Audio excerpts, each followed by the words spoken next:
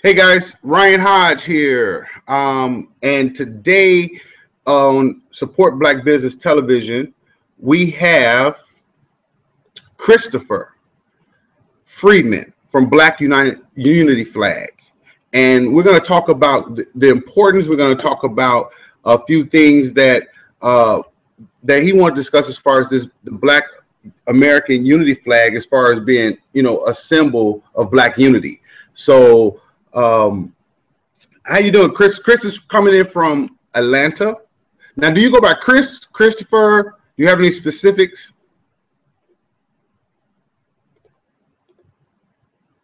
Christopher. Okay, so we're having some technical difficulties. We are on episode, what did I say here? Episode 37 of SBB TV. If you're watching this, I want to let you know, if you're a Black business owner, go create a profile for your business. It's free at blackfolkhotspots.com so that we can introduce you to our network of over 300,000 people. Also, you'll see the links in the description below to connect with our featured guest. Looks like he's having a little bit of technical difficulties, but that's okay. That's how the internet is, and that's how life is. That's how business is. Everything's not going to always go super smoothly. So as he comes in, we'll bring him in. You know how this is. It's the internet. So we have things. Today's Monday, 8/17, and I guess the big topic is straight out of Compton. Over the weekend was a huge success. I think the reports had it saying that it made 56 million. It broke a record for August premieres, which is pretty awesome because if you're in your 40s or higher, definitely in your 40s, you grew up with these guys. I mean, and that would be me. I mean, I grew up with Ice Cube and Dre and Ren and Easy, and the one biggest thing that I have an issue with, whereas and I didn't have a problem out of my parents saying not to listen to it. I don't even know if they knew, quote unquote, I was listening to it or not, but it's people that say, well,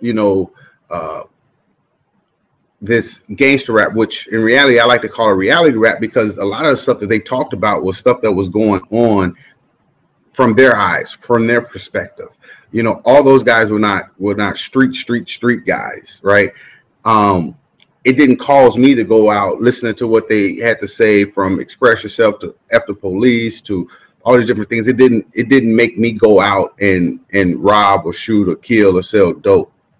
It didn't happen with my sister and most of my friends either, and we all grew up on it. So a lot of times I think that the media throws monkey wrenches out there. They give people crutches and say that this caused that or this caused that. And I've always said that if you could find one thing that it did not cause, or one thing against what people are saying, then your whole fact just got disproved. So now it's an opinion, because that's one thing that I listen to music for music. I mean, rap music. I grew up on it all. I mean, our parents grew up on the soul or the R&B, the soul music. So we call it. It could be the baby making music. Is that the reason why we all here? Because of Marvin Gaye and all the guys back in the day? Is that so let's really think about this. I mean, you got the punk rock and this, that, and the other, and the metal, heavy metal. Did that make all these kids go do drugs or whatever they were on, or this, that, and the other? No, absolutely not. It's a choice. And we all have choices to make that we either going to, are going to be good for us or bad for us. But at the end of the day, you made a choice. You made a decision to do something. And that's one of the things that, I like to talk about as far as music, or as far as just things in general. We make choices, and every day there's a choice to be made. I know this sounds like, a broken record, but it's the same thing that we continuously tell, our kids. Hey, it's I know I tell mine. It's about, you know the choices you make. The choices you make today are could be something that affects your future, coming up. So, you think about the different things that you do, and it's from personal, and we because this is a business deal, we could talk about business. Hypothetically speaking, creating your profile on Black Folk Hotspots, that's a choice, right? That's a choice that's saying that, hey, you know what, I'm going to create a profile. I'm going to take 3 minutes out of my day, and I'm going to create this profile the same way you create a profile on Facebook or Twitter, or Instagram, or LinkedIn, or YouTube, or Snapchat, or wherever it may be. You made that choice, and the reason why you made that is because you wanted to, get your business out there. You want to get more exposure for your business because, whether you understand or somebody told you that you need to do this, for so your customers can find you, and that's just how it works. Um, we back in the house, Chris. I keep losing y'all, dude. It's all good. Well, hey, let's talk about the Black American Unity flag real quick. Tell me about, who you are and how did you come up with that, or where did that come from, the thought process behind it.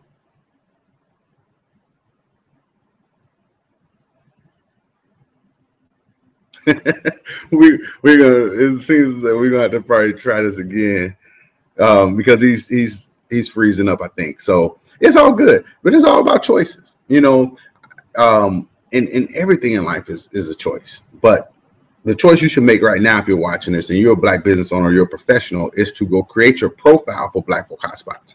We're not going to sell your information. We're not going to do, you're not going to be getting a ton of calls from telemarketers or this, that, and the other. No, we don't work like that, right? You're not going to get a crap load of email. The only one's going to be emailing you is someone from our team. Not you specifically, but we send out an email, at least an email a day, or we try to something encouraging, something about the business, something, because we know that it's all about, it's about unity. Every other ethnicity, they work together, right? We simply try to find every reason why not to work with someone, when in reality, we should be, again, we should be trying to figure out how to work with someone. I don't have to like everybody that I work with, right? But if I can help them. Okay, so let's talk about the Unity flag real quick. Okay, like I say, again, to come up to that, my background is in creativity. So to put that in perspective, everything is created for a reason, to solve a problem. And but my creativity goes back into manufacturing and products, and taking visuals from other people and making it visual to solve a problem on any level. This is the Black American Unity flag is a crescendo of a lot of the products that we have we created, even things from tennis shoes with positive messages, clothing with positive messages. But this is a height where we see that we're missing something in our community, and we're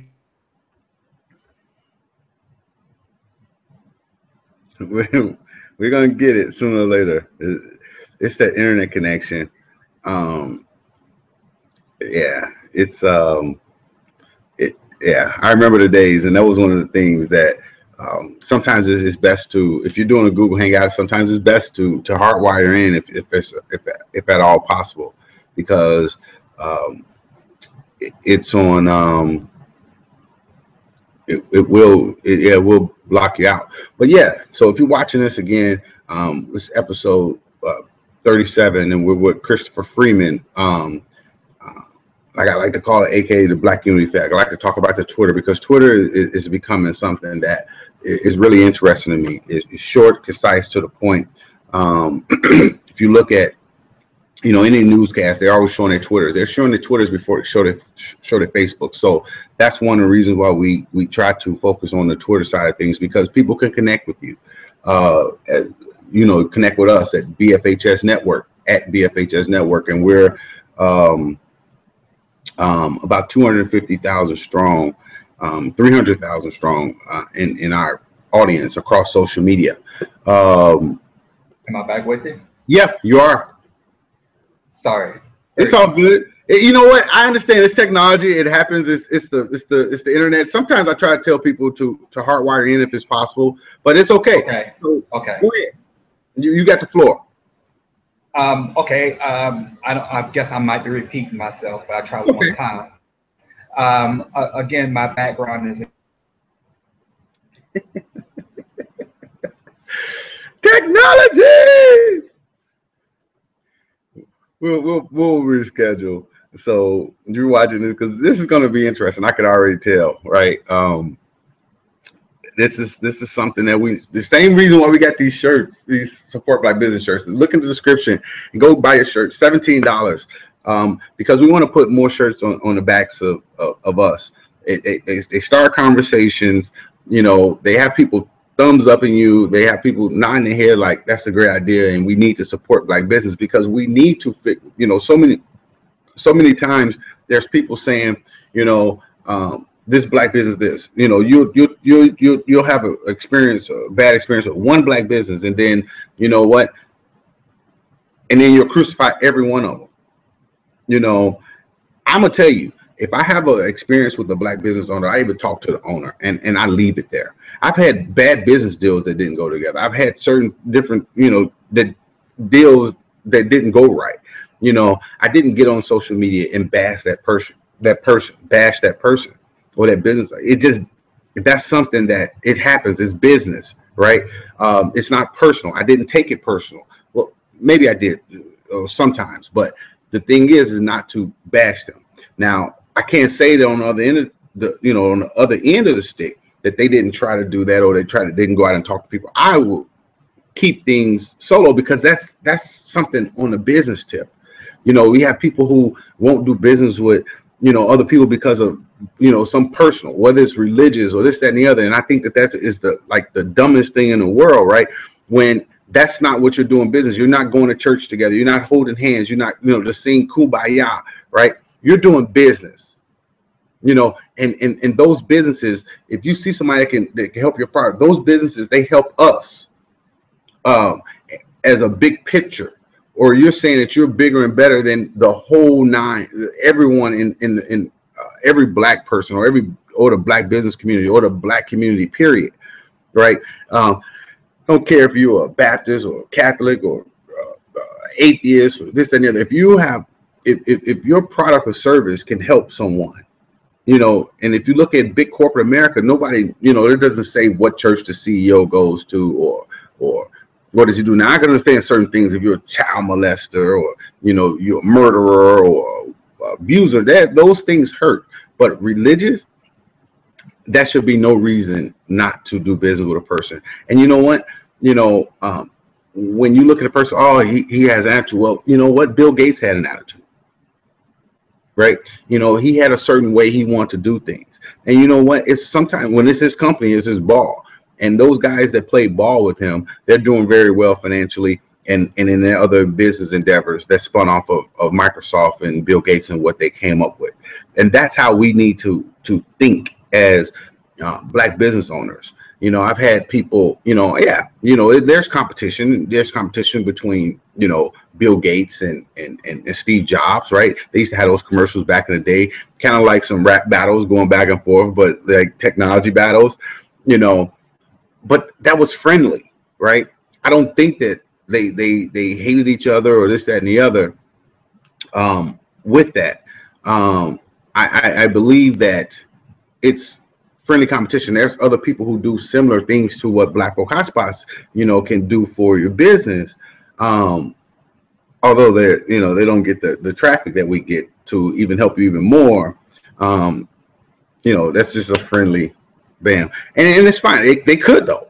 And, you know, they can do certain things or they can, you know, call me up or, you know, or they can, you know, ask me, how do I do this or this, that, and the other? And if I will share the information with them, right? Because the more success that they have, the more success that we're going to have, right? It's all about creating authorities and providing jobs. If I can help this person, this business owner, hire one person from their community, then I feel like our job has been served. If I can have one person, one extra person that you did not know sit in your seat to your event, our job has been done. And it's all, with the advent of with the way social media is going, all it takes sometimes is one share. I was thinking last night about this Meek Mill and this Drake battle that they had going on. The Meek Mill finally threw in the white towel. But I thought it was funny because Meek Mill, it all came, like he was pissed because Drake didn't retweet, his song or his album or whatever. And I think he had the same problem with Wale a little bit ago, maybe a year or two ago, something like that. But that can make a difference, and while I think that, maybe Drake should have, or maybe Wale should have, but they didn't have to. But that's what we do for Black business owners. I look at it could be one tweet from one person that you didn't know that set your whole business on fire, that changes the whole course. You could be going like this and it just puts you straight. And that's why we need to work together, right? There's over 2,100 Black business owners in our community, in our network at Black Folk Hotspots that we help get more exposure. Our goal is 1 million, right? And so we need those shares for more and more people to succeed. Looks like we might have Chris back. If you're back, Chris, you have the floor. Well, we just got his picture, so we're kicking with some gasoline. But it is what it is. I mean, things happen. We're going to. I'm gonna shoot him a reschedule because I'm sure just in what I've heard thus far, I'm definitely interested in talking to him a whole lot further, because those are things that we need to do. Just little things. It's the little things that make big things happen. Sort of like a butterfly flapping his wings in Miami can cause an earthquake in Japan, right? Just those little things, just those wings flapping, it changes the whole dynamics of certain things. So so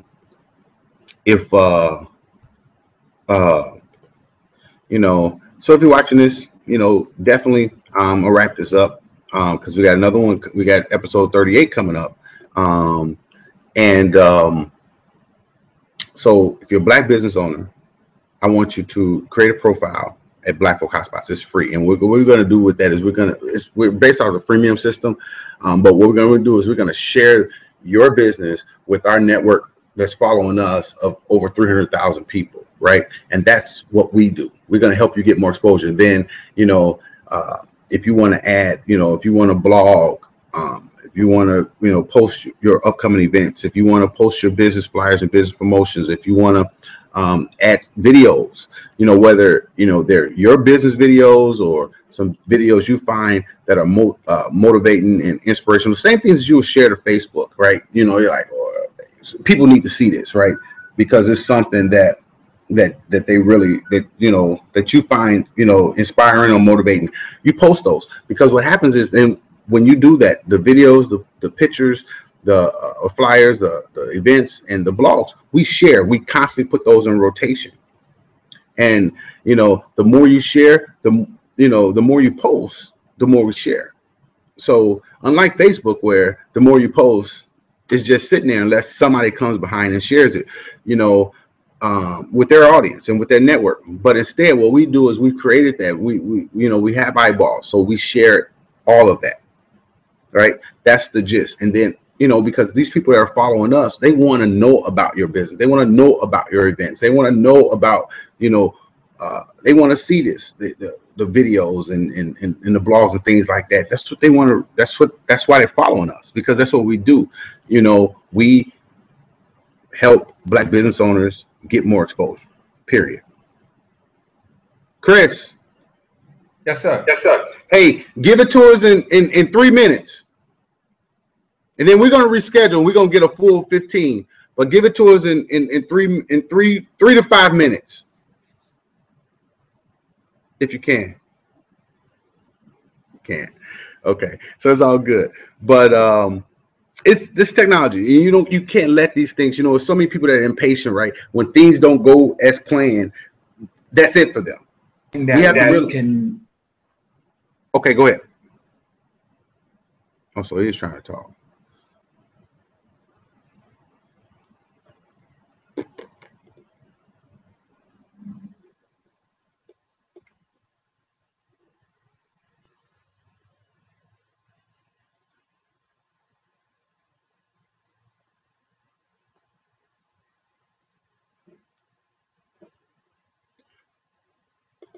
He'll get the hang of it. So anyway, you see it on the screen, blackfolkhouseplots.com. Go create your profile, right?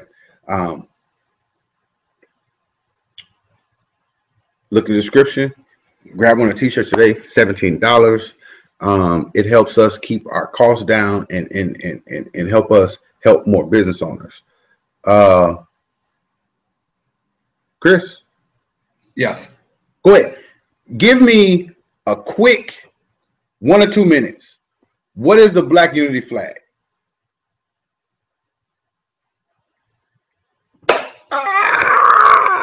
What is up?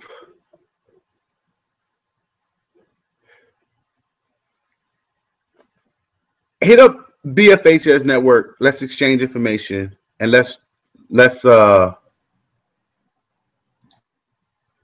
talk. And we'll do it a different way, which I should have thought about. I should just call them up, but and just did it that way. But anyway, we definitely gonna get that rescheduled. But I want to thank you guys for watching episode 37. Make sure you like, share, subscribe, check out our other videos. Our goal, we want to get to 1,000 videos by the end of this year. Think we can do it? That means we're gonna give exposure to 1,000 business owners before next year. Let me go in and grab his website too. Let me edit this event so that I have it, because I did not have it. And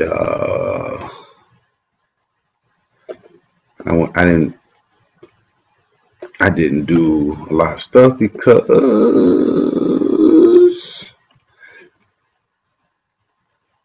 let's see here. But anyway, we're gonna get ready for interview number 2 today. That's what we do. We our goal is just interview business owners and get more exposure when they work. So, but that's life. That's how life is. It's always curveballs. It's how you deal with it. Anyway, Ryan Hodge, CEO, Black Folk Hotspots at GI Operation on Twitter. I am out. Peace and thanks for watching. Check out the next video. You can find us. You can just Google us at Black Folk Hotspots. You'll see episode 37 is what's next. Talk to you guys soon. Thanks for watching. Peace.